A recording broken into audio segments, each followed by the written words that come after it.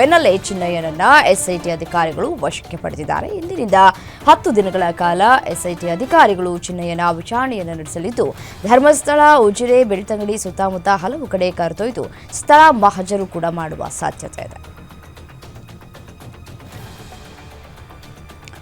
ಧರ್ಮಸ್ಥಳದಲ್ಲಿ ನೂರಾರು ಶವ ಹೂತಿದ್ದಾಗಿ ತಲೆಬುರುಡೆ ತಂದ ಪ್ರಕರಣದಲ್ಲಿ ಬಂಧಿತನಾಗಿರುವ ಮುಸುಕುದಾರಿ ಸಿಎನ್ ಚಿನ್ನಯ್ಯನ ಅಣ್ಣನನ್ನ ಎಸ್ಐಟಿ ಪೊಲೀಸರು ವಶಕ್ಕೆ ಪಡೆದಿದ್ದಾರೆ. ಮುಸುಕುದಾರಿ ಚಿನ್ನಯ್ಯ ಅಣ್ಣ ತಾನಾಸಿ ಕೆಲಸ ಮಾಡ್ತಾ ಇದ್ದ ಸ್ಥಳಕ್ಕೆ ತೆರಳಿದಂತಹ ಎಸ್ಐಟಿ ಅಧಿಕಾರಿಗಳು ಅವರನ್ನ ವಶಕ್ಕೆ ಪಡೆದುಕೊಂಡು ಕಚೇರಿಗೆ ಕರೆತಂದಿದ್ದಾರೆ. ತಾನಾಸಿ ಅವರನ್ನ ವಿಚಾರಣೆಗೆ ಒಳಪಡಿಸಿದ್ದು, ಇವರ ತಮ್ಮ ಚಿನ್ನಯ್ಯನ ಬಗ್ಗೆ ಮಾಹಿತಿಯನ್ನ ಪಡೆದಿದ್ದಾರೆ ಎನ್ನಲಾಗಿದೆ.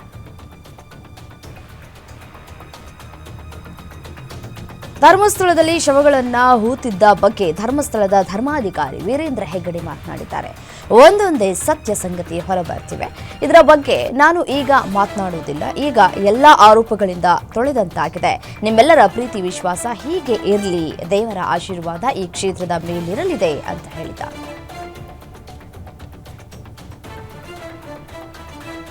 ಧರ್ಮಸ್ಥಳದಲ್ಲಿ ಶವಗಳನ್ನು ಹೂತಿದ್ದಾಗಿ ಹೇಳಿದ್ದ ಚಿನ್ನಯ್ಯನನ್ನ ಎಸ್ಐಟಿ ಅಧಿಕಾರಿಗಳು ಬಂಧಿಸಿದ್ದಾರೆ. ಈ ಬಗ್ಗೆ ಧರ್ಮಸ್ಥಳದ ಧರ್ಮಾಧಿಕಾರಿ ವೀರೇಂದ್ರ ಹೆಗ್ಗಡೆ ಮಾತನಾಡಿದ್ದಾರೆ.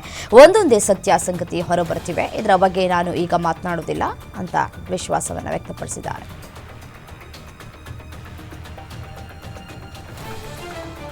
ಮುಸುಕುಧಾರಿ ವ್ಯಕ್ತಿ ಸಿಎನ್ ಚಿನ್ನಯ್ಯ ಬಂಧನದ ಬಳಿಕ ಉಡುಪಿಯಲ್ಲಿ ಮಾಧ್ಯಮಗಳಿಗೆ ಪ್ರತಿಕ್ರಿಯೆ ನೀಡಿದ ಗೃಹ ಸಚಿವ ಡಾಕ್ಟರ್ ಜಿ ಪರಮೇಶ್ವರ್, ತನಿಖೆ ಇನ್ನೂ ಜಾರಿಯಲ್ಲಿ ಇರುವುದರಿಂದ ಈಗ ಯಾವ ವಿಷಯವನ್ನು ಬಹಿರಂಗಪಡಿಸಲಾಗದು. ಷಡ್ಯಂತ್ರ ನಡೆದಿದೆಯಾ, ಇದರ ಹಿಂದೆ ಜಾಲ ಇದೆಯಾ ಅನ್ನೋದು ಎಸ್ಐಟಿ ತನಿಖೆ ಪೂರ್ಣಗೊಂಡ ನಂತರವೇ ಗೊತ್ತಾಗಬೇಕು ಅಂತ ಹೇಳಿದ್ರು.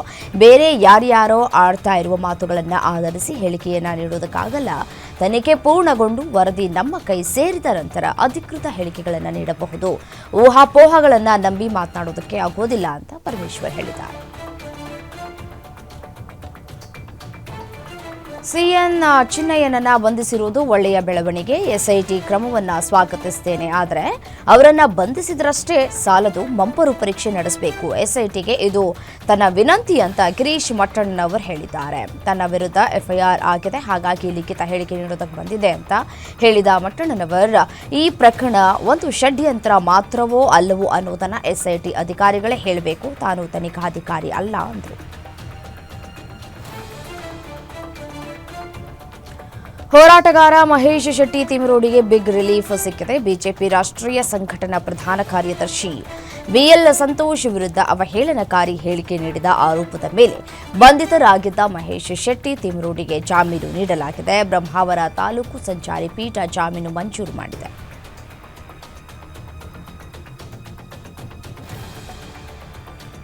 ಧರ್ಮಸ್ಥಳ ಪ್ರಕರಣಕ್ಕೆ ಸಂಬಂಧಿಸಿದಂತೆ ಕ್ರಿಮಿನಲ್ ಆರೋಪ ಎದುರಿಸ್ತಾ ಇರೋ ಯೂಟ್ಯೂಬರ್ ಎಂಡಿ ಸಮೀರ್ಗೆ ಪೊಲೀಸರು ಸಮನ್ಸ್ ಜಾರಿ ಮಾಡಿದ್ದಾರೆ. ಧರ್ಮಸ್ಥಳ ಪ್ರಕರಣಕ್ಕೆ ಸಂಬಂಧಿಸಿದ ವಿಷಯದ ಕುರಿತು ಸಮೀರ್ ಕ್ರಿಮಿನಲ್ ಆರೋಪದಲ್ಲಿ ನಿರೀಕ್ಷಣಾ ಜಾಮೀನು ಪಡೆದಿರುವ ಹಿನ್ನೆಲೆಯಲ್ಲಿ ಇದೀಗ ವಿಶೇಷ ತಂಡ ಪರಿಶೀಲನೆಯನ್ನ ಕೂಡ ನಡೆಸ್ತಾ ಇದೆ.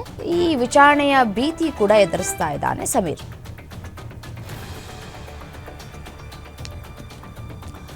ಚಿತ್ರದುರ್ಗ ಕಾಂಗ್ರೆಸ್ ಶಾಸಕ ಕೆಸಿ ವೀರೇಂದ್ರ ಪಪ್ಪಿಗೆ ಇಡಿ ಅಧಿಕಾರಿಗಳು ಬಿಸಿ ಮುಟ್ಟಿಸಿದ್ದಾರೆ. ಅಕ್ರಮ ಆನ್ಲೈನ್ ಮತ್ತು ಆಫ್ಲೈನ್ ಬೆಟ್ಟಿಂಗ್ ಪ್ರಕರಣ ವಿಚಾರವಾಗಿ ದಾಳಿ ಮಾಡಿ ಇದೀಗ ಅವರನ್ನ ಬಂಧಿಸಲಾಗಿದೆ.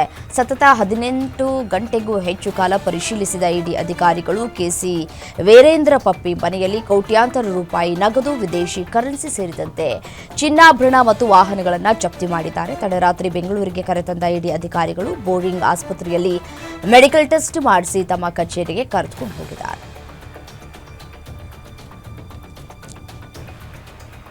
ಕೇಂದ್ರ ಸಚಿವ ವಿ ಸೋಮಣ್ಣ ಅವರು ಚುನಾವಣಾ ರಾಜಕೀಯದಿಂದ ನಿವೃತ್ತಿ ಹೊಂದುವ ಮಾತುಗಳನ್ನಾಡಿದ್ದಾರೆ. ತುಮಕೂರಿನಲ್ಲಿ ಸುದ್ದಿಗೋಷ್ಠಿಯಲ್ಲಿ ಮಾತನಾಡಿದ ಅವರು, ತುಮಕೂರು ಬೆಂಗಳೂರು 4 ಪಥದ ರೈಲ್ವೆ ಮಾರ್ಗಕ್ಕೆ ಸರ್ವೆ ಆಯಿತು. ಡಿಪಿಆರ್ ಶುರು ಮಾಡಿಸಿದ್ದೇನೆ. ಇನ್ನೊಂದು 50 ವರ್ಷಕ್ಕೆ ತೊಂದರೆಯಾಗಬಾರದು.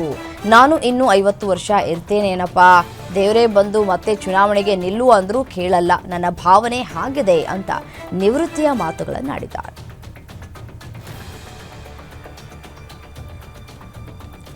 ಗೌರಿ ಗಣೇಶ ಹಬ್ಬ ಅಂತ ಬೆಂಗಳೂರಿನಿಂದ ಅನೇಕ ಜನರು ತಮ್ಮ ಊರಿಗೆ ಹೋಗೋದಕ್ಕೆ ಸಜ್ಜಾಗಿದ್ದಾರೆ. ಊರುಗಳಿಗೆ ತೆರಳುವ ಪ್ರಯಾಣಿಕರ ಅನುಕೂಲಕ್ಕಾಗಿ ಕರ್ನಾಟಕ ರಾಜ್ಯ ರಸ್ತೆ ಸಾರಿಗೆ ಸಂಸ್ಥೆ ಕೆಎಸ್ಆರ್ಟಿಸಿ ಆಗಸ್ಟ್ 25ರಿಂದ 31ರವರೆಗೆ ಹೆಚ್ಚುವರಿ ವಿಶೇಷ ಬಸ್ಗಳ ವ್ಯವಸ್ಥೆಯನ್ನು ಮಾಡಿದೆ. ಸೋಮವಾರದಿಂದ ಬೆಂಗಳೂರಿನಿಂದ ರಾಜ್ಯ ಮತ್ತು ಅಂತಾರಾಜ್ಯ ವಿವಿಧ ಸ್ಥಳಗಳಿಗೆ 1500 ಬಸ್ಗಳನ್ನು ಓಡಿಸಲಾಗುವುದು ಅಂತ ಕೆಎಸ್ಆರ್ಟಿಸಿ ತಿಳಿಸಿದೆ.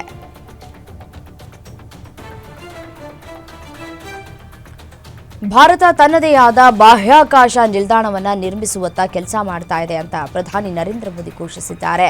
ಭಾರತೀಯ ಗಗನಯಾತ್ರಿ ಶುಭಾಂಶು ಶುಕ್ಲಾ ಅವರ ಬಾಹ್ಯಾಕಾಶ ಯಾನದ ಯಶಸ್ಸನ್ನು ಪ್ರಧಾನಿ ನರೇಂದ್ರ ಮೋದಿ ಪ್ರಸ್ತಾಪಿಸಿದರು. ದೇಶವು ಶೀಘ್ರದಲ್ಲೇ ಗಗನಯಾತ್ರಿಗಳ ಗುಂಪನ್ನು ನಿರ್ಮಿಸಲಿದೆ. ಇಸ್ರೋ ಬಹುನಿರೀಕ್ಷಿತ ಭಾರತೀಯ ಅಂತರಿಕ್ಷ ನಿಲ್ದಾಣ ಮಾಡ್ಯೂಲ್ನ ಮಾದರಿಯನ್ನ ಅನಾವರಣಗೊಳಿಸಿದ ಬಳಿಕ ಪ್ರಧಾನಿ ನರೇಂದ್ರ ಮೋದಿ ಈ ಹೇಳಿಕೆಯನ್ನು ನೀಡಿದ್ದಾರೆ.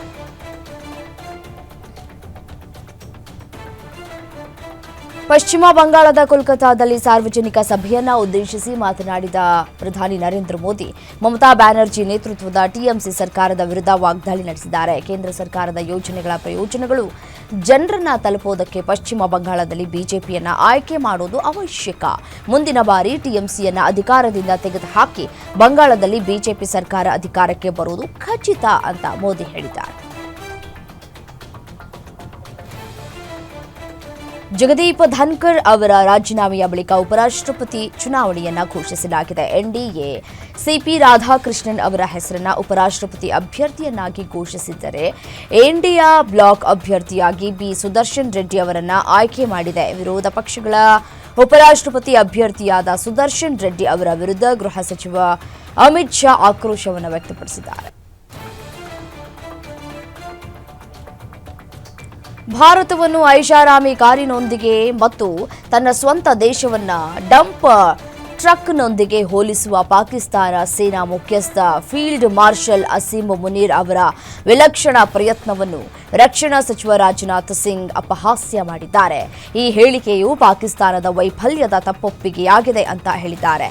ಅಷ್ಟೇ ಅಲ್ಲದೆ ಆಪರೇಷನ್ ಸಿಂಧೂರದ ಬಳಿಕ ಭಾರತ ಶಕ್ತಿ ಏನೆಂದು ಪಾಕಿಸ್ತಾನ ನುಡಿದೆ. ಪಾಕ್ನ ಯಾವುದೇ ಬೆದರಿಕೆಗಳಿಗೆ ನಾವು ಬಗ್ಗೋದಿಲ್ಲ ಅಂತ ಹೇಳಿದ್ದಾರೆ.